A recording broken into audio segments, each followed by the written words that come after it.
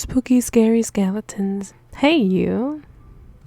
I'm absolutely ecstatic. It's October and Halloween. I love it. I know it's a cliche, but I love everything that has to do with Halloween, like the costumes and pumpkin spice everything. I love it. I'd probably shove a whole pumpkin up my ass if I could. It's that serious. I wait all year for Halloween to come. But I'm also a big fan of the fashion, like the sweaters and the boots and the scarves, all of that. I know it's so cliche, but I don't care. At this point, just give me the little happiness, the little things that bring me joy and happiness. But anyways, I'm Asa Rowley. You can call me Rowell if you like. I'm a 27-year-old who's been diagnosed with autism, ADHD, anxiety, and dyslexia. And today I want to talk about what actually happens during an adult autism assessment. Now, I have all types of medical anxiety. It doesn't matter what the doctor's for. It could be even as simple as like an eye test. I just get crazy nervous. I'm getting nervous just thinking about it right now. Oh God. So going in prepared is usually ideal. If I know what I'm gonna expect, it's not as bad. I'll still be nervous, but at least I know what's gonna happen. In my past video, I did mention the test a little bit, but I'd like to elaborate a little more since I didn't really explain what happened. I just talked about it a little. And I know self-diagnosis is very valid. This is just if you want to get tested. For me, yeah, self-diagnosis was an option, and like I mentioned before, it is something that I did for about a year, but I definitely wanted answers just for myself and my sanity. But that's me personally. Like, I need to know. A good story would be like for blind boxes. I love blind boxes.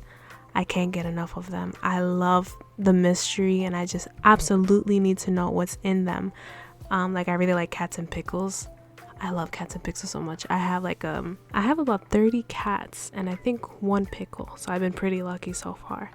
But I love blind bags and I absolutely need to know what's in them. I'm the type of person that if you put anything, it doesn't matter what it is, inside of a box, and you let me know that there's something in a box, I need to open the box. I can't help myself. So I just needed to know this about myself as well. I'm not great with mystery. Like, I need to know.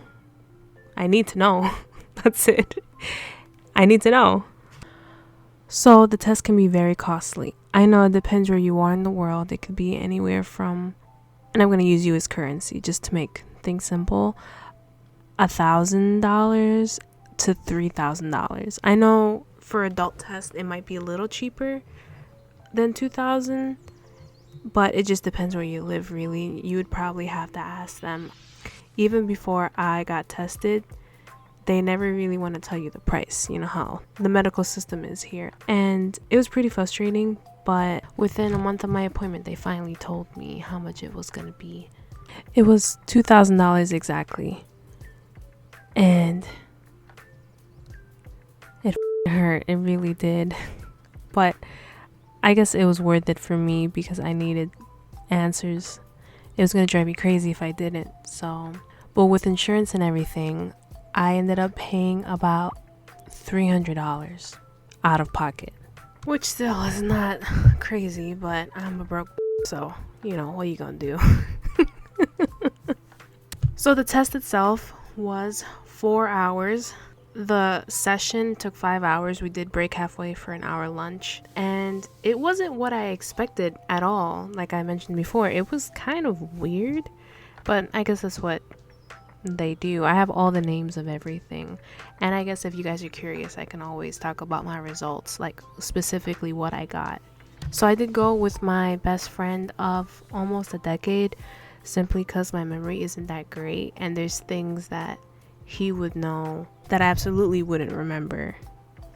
And before I actually physically went into the building to see the psychiatrist, he gave me 2 online tests, very similar to the stuff you find online. That is like, it asks you about like different things that have to do with autism, like do you prefer parties or being alone, those types of tests, and also a depression test. All in all, there were 50 tests that he gave me. So just prepare for it. It's gonna be a lot. It's gonna take a long ass time. And in the assessment, he broke the testing down into 7 different categories: general intellectual functioning, simple attention working memory, sustained attention, information processing, visual spatial skills, and executive functions. When I first walked in, I met the psychiatrist, and he talked to me and my friend for about half an hour and basically asked me like my background and my childhood and even things I like and just why I was getting tested. After that, one of the first tests we did, which I absolutely hated, was he gave me red and white blocks, and some of them were half red, half white, and I had to copy designs. It was awful. I hated it. There was also tests like logic tests and finding the next pattern, or what is this pattern, and they give you like little figures and you'd have to pick out whichever one made sense. He'd also want me to repeat numbers back to him forward and backward. I had to do that about 6 separate times because every time we would start over it would be a longer sequence of numbers. There was also simple math tests, define words, things like word association, and finding categories of similar things like list boy names. He also wanted me to take a pencil and like connect dots without lifting it and circle certain things. Remember that puzzle we would do when we were kids where it had the dots and it would be numbered and you would have to connect them? So that, and a different one with letters, and then one with letters and numbers, and then one with letters and numbers, and you had to do letter, number, and then one was number, letter, number. So at this point, I'm just like, I don't know. I always liked those as a kid, so I really didn't mind. But then he had me find similar shapes. Like he would give me a square, a set of shapes, and then he would say, "Oh, find this shape," and he would show me a picture of a shape, and I would have to circle it. And you remember that test you've seen online where it's like, say the word's color, but not the color the word spells out. That, which I did terrible on. But a good 3 hours of testing was a lot of basic skills, I guess, just to see where you're at. Define words and doing math and repeating numbers and finding patterns. Just a lot of that and different variations. Now the last hour was not the best one for me because this is the one where they tested for ADHD, and I guess it's optional. I mean, it was pretty evident that I had it, but I just wanted to test it to confirm my suspicions as well. For that one, I just sat in front of this little tablet with headphones on, and every time Siri or the robot would speak, I had to press a button, and every time a number showed up, I had to press a button, and I had to stare at that for 20 minutes, and I wanted to die. It was horrible. And it's funny because I remember there was a little window in the room looking out, and there was a lot going on outside. Like I saw a bird and a shiny thing, and I think someone was screaming, and like cars were honking and stuff. I remember sitting there like, oh, it's so nice outside, as Siri was talking to me. So I missed a lot of them. I tried really hard to focus, but that window was so damn interesting. After that, one of the last tests was he brought out a collection of objects: a spool, a pin cushion, matchsticks, little pieces of plastic, just like random, a little bag of random things. And then he told me I had to take 4 of them and make a story. And then the very last test was this picture book he brought out in front of me. And he goes, "Read this to me." And there were no words in it. It was just a picture book full of frogs doing weird things. And that was it. That was all the testing. After that, he asked me questions like, why do I think people get married? I remember specifically that one. I just thought it was super weird. I remember saying for tax purposes. Because, back in the day, people used to get married for land and business transactions and all that, and now it's, I guess, tradition and tax purposes. I don't know. I have no idea. But questions like that, like society and what makes people friends, and how do you define what a friend is, and all those things.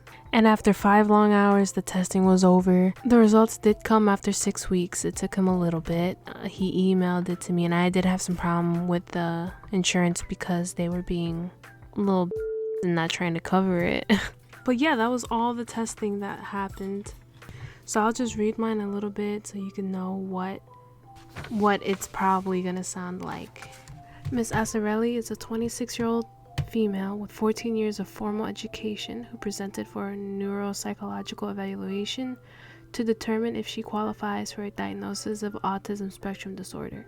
In terms of developmental and adaptive functioning, Ms. Asarelli meets the qualifications for an autism spectrum disorder without accompanying intellectual impairment and without language impairment requiring support. Per her clinical interview and her friend's report on behavior rating scales, as well as observations made during this current evaluation, multiple symptoms of autism were noted.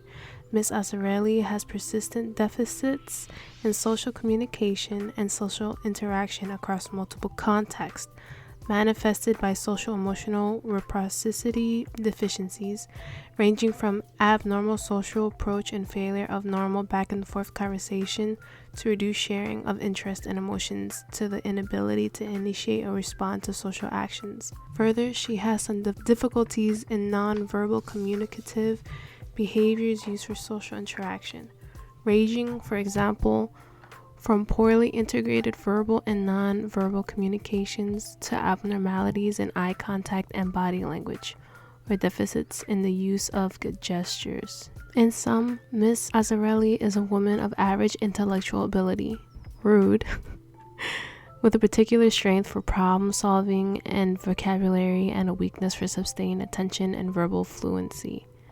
Now keep in mind that this report is 15 pages. So it's a lot. I just read a little section, and they do list which tests you took and how well you did on each test, from significantly below average to above average. But all in all, it's really not that bad. It's just, if you're not great with meeting people, that's always a little scary, because I definitely have social anxiety, so I absolutely understand how that is. But you'll be okay. Everything will be fine. You'll finally have your answer. You'll figure out the situation. You'll be okay. No matter what happens, you'll be okay. But thanks for listening. If you want, you could contact me on Twitter or email and send me those sweet, sweet memes. I really miss Vine. I miss Vine so much. I watch Vine all the time just to relax and unwind. I could have dropped my croissant. But send me any memes, questions, suggestions for videos, or if you just want to chat. Bye!